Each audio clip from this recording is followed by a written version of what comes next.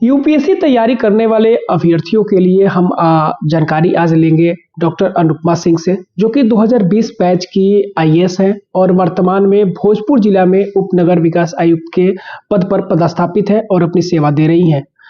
2020 batch में इनके द्वारा आईएएस जो यूपीएससी का एग्जाम है वो क्लियर किया गया है। हम इनसे विशेष बातचीत करते हैं, कौन सा इनका विषय था और उस विषय की तैयारी कैसे अभ्यर्थी करें।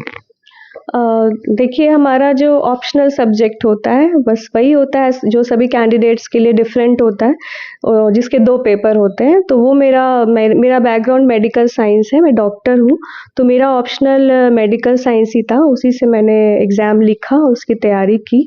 सभी लोगों का ऑप्शनल अलग अलग होता है, कुछ लोग अपने बैकग्राउंड के हिसाब से लेते हैं, कुछ लोग इंटरेस्ट के हिसाब से लेते हैं।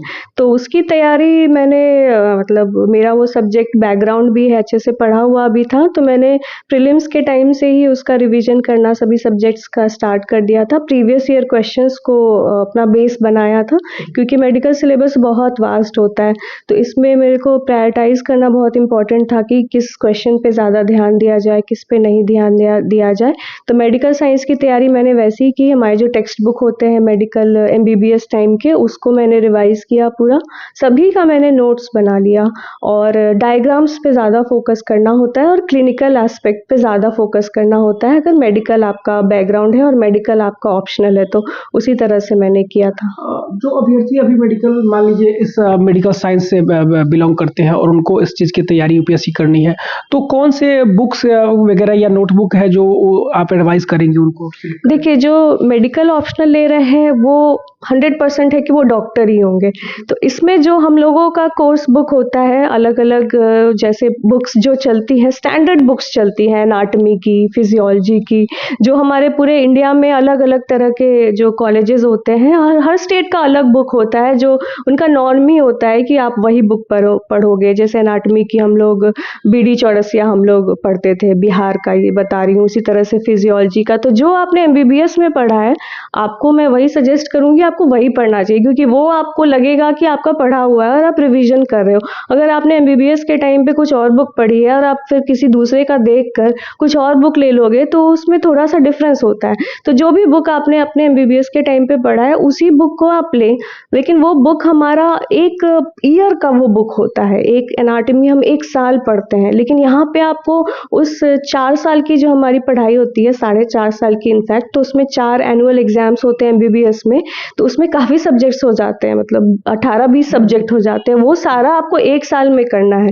तो जिस तरह से आपने मेडिकल की पढ़ाई में डिटेल में पढ़ा था, एक एनाटॉमी सब्जेक्ट पढ़ते हो आप 1 साल पढ़ते हो और उसका एक पेपर देते हो, उस तरह से नहीं पढ़ना है। आपको एकदम सिलेबस में जो वर्ड्स लिखे हैं, यूपीएससी का जो सिलेबस है मेंस का, ऑप्शनल मेडिकल साइंस का, तो उस सिलेबस में जो भी आपके पॉइंट्स लिखे हैं, आपको सिर्फ उतना ही पढ़ना है। ये बहुत ही रिलीफ की बात है। आपको सुनने में लगता है कि मेडिकल साइंस ऑप्शनल है, तो आपको तो सभी 20 सब्जेक्ट्स पढ़ने होंगे, उस 20 का आपको स्पेसिफिक ही पढ़ना है। जितना उसमें लिखा है आप उतना ही पढ़िए। क्लिनिकल ज़रूर पढ़िए, जैसे anatomy is not a clinical subject, physiology is not a clinical subject, but कोई चीज़ की एनाटॉमी है, किसी बोन का अगर एनाटॉमी है, तो उस बोन में क्या फ्रैक्चर हो सकता है, वो उसका क्लिनिकल पार्ट हुआ। हमारी एनाटॉमी है कि हमारे बॉडी में गॉल ब्लैडर है, बट उसका क्लिनिकल एस्पेक्ट है कि उस गॉल ब्लैडर में जब सूजन होती है तो उसको कोलेसिस्टाइटिस बोलते हैं, उसमें स्टोन होता है तो उसको गॉल स्टोन बोलते हैं, फिर उसकी हम लोग सर्जरी भी करते हैं। थोड़ा सा क्लिनिकल, आप अगर क्वेश्चन में नहीं भी पूछ रहा है, आप उसको खुद से दे दीजिए लास्ट के लाइन में, और फिगर वो नहीं भी पूछ रहा है, आप डायग्राम बना दीजिए, वो आपको एज प्रोवाइड करेगा। दूसरा सवाल ये है कि मेडिकल साइंस से बिलोंग करने वाले जो छात्र हैं, उनको कितना समय देना चाहिए यूपीएससी की तैयारी को लेकर के? तो कोई भी, सिर्फ मेडिकल ही क्यों, इंजीनियरिंग हो, कोई आर्ट्स बैकग्राउंड से हो, 1 साल is enough to prepare for an exam. और इस एग्जाम का प्रोसेस आपको 1 साल लेता है, तो 1 साल आपको तैयारी करनी है, फिर आपके प्रीलिम्स, मेंस और इंटरव्यू में 1 साल लग जाता है, तो ये 2 साल का प्रोसेस है। तो मैंने वैसे ही किया, मैंने तैयारी 2018 के जून महीने में किया, 2019 के जून महीने में मेरा प्रीलिम्स था, और जून के बाद सितंबर में मेंस था।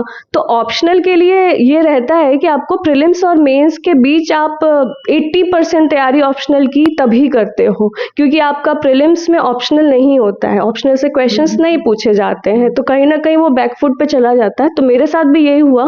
मैंने सोचा तो था कि मैं प्रीलिम्स के पहले ही ऑप्शनल पूरा प्रिपेयर कर लूंगी, लेकिन ये हो नहीं पाया, क्योंकि जीएस का सिलेबस इतना ज़्यादा होता है कि आप जीएस पे ज़्यादा ध्यान देते हो। तो मेरा जब मैंने प्रीलिम्स दे दिया, उसके बाद मैंने लगभग 80% तैयारी की मेरी ऑप्शनल की। Question writing, answer writing, test देना, उसको रिवाइज करना, ये सब मैंने प्रीलिम्स और मेंस के बीच में जो 4 महीने होते हैं उसी में अग्रेसिवली किया। और उस महीने में आपको फिर जीएस का भी रिवीजन करना होता है मेंस पॉइंट ऑफ व्यू से, तो फिर वो साइमल्टेनियसली। तो ये आईएएस डॉक्टर अनुपमा सिंह है, जो 2020 बैच की आईएएस है, और फिलहाल कई सारे मुद्दों पर जो यूपीएससी एस्पिरेंट्स हैं उनको जानकारी दे रही हैं, अपने अनुभवों को साझा कर रही हैं, कैसे नोट्स बनाया जाए, कैसे यूट्यूब से वीडियो का मदद लिया जाए, कोचिंग किन कंडीशंस में किया जाए और किन कंडीशन में ना किया जाए, ये सारी जानकारी यूपीएससी एस्पिरेंट्स को दे चुकी हैं।